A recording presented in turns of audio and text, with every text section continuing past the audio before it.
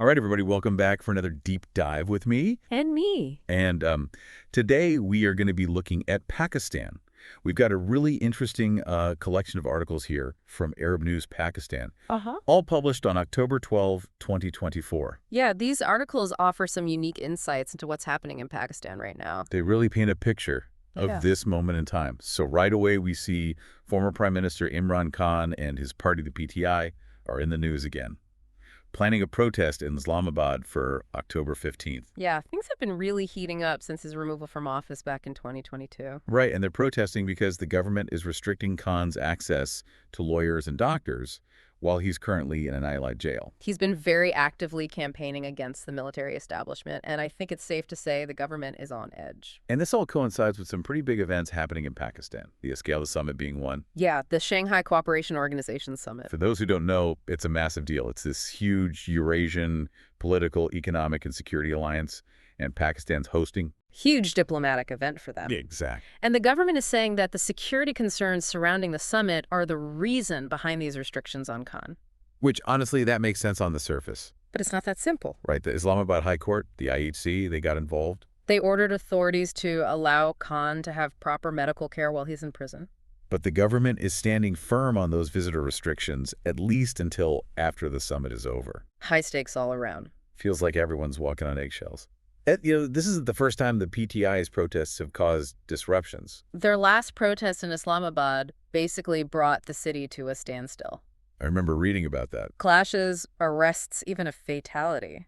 So, yeah, do you see why everyone is nervous about this upcoming protest? Especially with all the heightened security already in place for the SEO summit. It's a powder keg. Yeah, you put it in well. And then in other news from Pakistan, we have these articles, too, about this horrible attack that happened in Balochistan. 20 coal miners were killed. A horrific attack, targeted with heavy weapons by unidentified assailants in the Duki district. This just highlights the really complicated and frankly scary situation in Balochistan. Years of insurgency and separatist movements. And it's only made more complicated by the presence of those Chinese infrastructure projects there. Ah, yeah, the Belt and Road Initiative. Any instability in Balochistan has ripple effects way beyond Pakistan's borders. It's an international issue. Definitely. And with the SEO summit coming up, Pakistan is trying to project an image of stability and growth. But they're facing these very real and serious security threats. Absolutely a delicate balancing act. The way they respond to these attacks is telling, though. The Balochistan chief minister responded by announcing smart kinetic operations against these militant groups. Interesting choice of words. Right. What does that even mean? Smart kinetic operations. I think it signals that they might be shifting towards a more targeted and intelligence-driven counterterrorism strategy. As opposed to those large-scale military operations we've seen in the past. Exactly. So what does that mean for the region? Well, we'll have to wait and see how it plays out. Especially with all the Chinese interest in Balochistan, it's definitely something to keep an eye on. Definitely something to keep an eye on. It's just more evidence that Pakistan is under pressure from all sides right now, trying to balance internal tensions and external threats while also navigating the international stage. Yeah, and that makes this upcoming SKO summit even more interesting to watch unfold. Right. We'll get back to that in a bit. Definitely. But first we have to talk about this other article. This one has a much more positive spin. It's about Saudi Arabia and their growing interest in investing in Pakistani agriculture. Oh, yeah. That was a really fascinating development. Right. Like a bright spot in all of this news. For sure. And it comes at a time when Pakistan is really trying to boost its economy. Exactly. A very prominent Saudi businessman, the chairman of Najd Gateway Agricultural Company, actually. He visited Pakistan recently. And he's interested in setting up agricultural farms there. Building on this existing agreement, they have to cultivate cattle fodder. So they're already invested, but it seems like they're ready to plant even deeper roots, so to speak. In Pakistan's agricultural sector. Seems like it. And from what I'm reading, the Pakistani government is thrilled about it. As they should be. Agriculture is a cornerstone of their economy. For sure. And it's not just about the economics of it all either. Attracting this kind of foreign investment from a major player like Saudi Arabia, it has major geopolitical implications as well. It really does. What kind of impact do you think this will have on Pakistan's relationships with other countries in the region? That's the big question, isn't it? Right. Pakistan has always had to be very careful about balancing its relationships. Walking that tightrope again. Exactly. It's a complicated geopolitical neighborhood. But this could really strengthen Pakistan's position within certain alliances. Fascinating stuff. It really makes you think about Pakistan's long-term strategy. Are they trying to diversify their economic partnerships, reduce their reliance on traditional allies? All good question. This Saudi investment in agriculture suddenly seems like a really important piece of the puzzle. It is. It's not just about the immediate benefits. It's about what this means for Pakistan's future. Okay, so we talked about all that. We talked about the security concerns, the economic investments, but we still need to circle back to that SCO summit because there's one more thing from these articles that really jumped out at me. Afghanistan is not on the guest list. Really? Yeah, That's significant. right. And they have observer status in the SCO.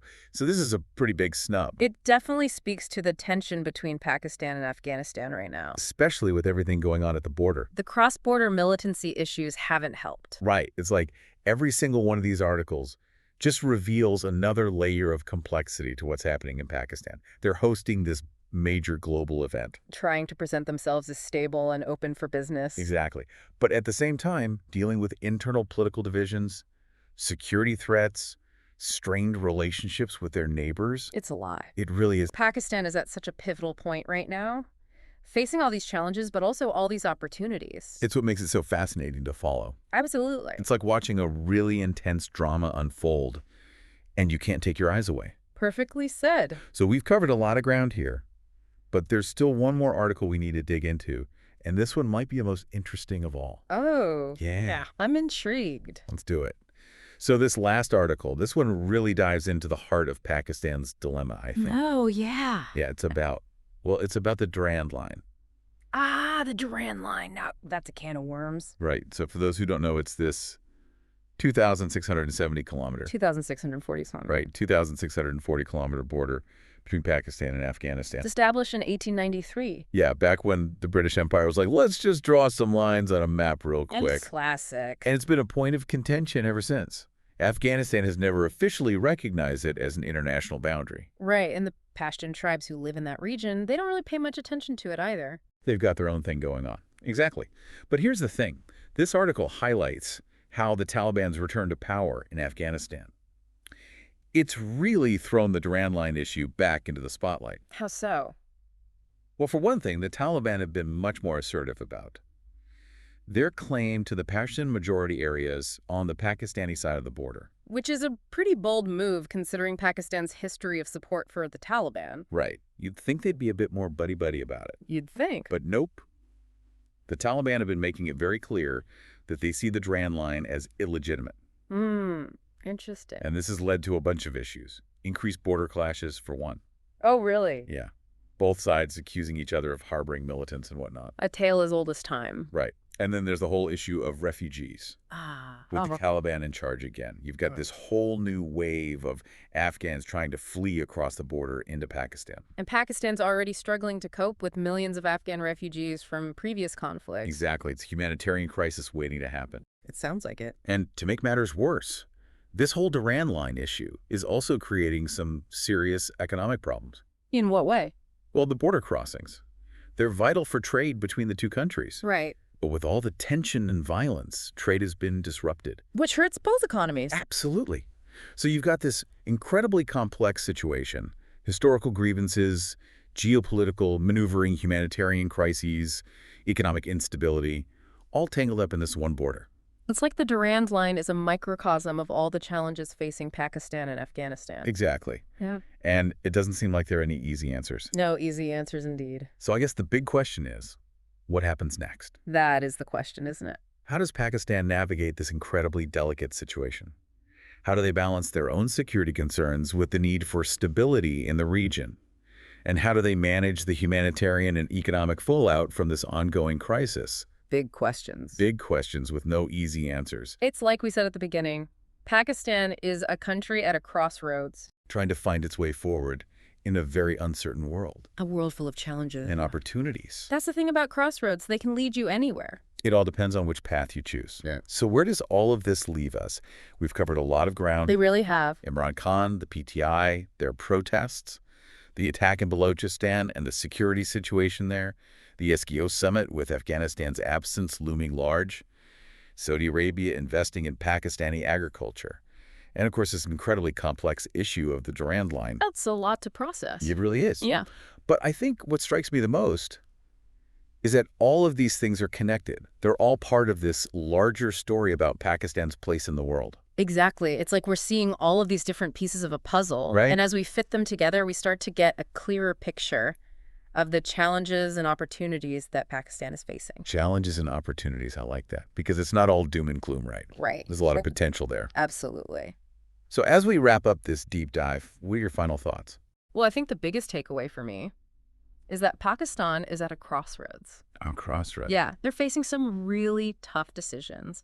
And the choices they make in the coming months and years will have a profound impact, not just on their own country, But on the entire region. exactly, So it's an important story to follow. crucially important. And with that, I think we'll wrap up this deep dive. Thank you so much for listening, everybody, and we'll see you next time.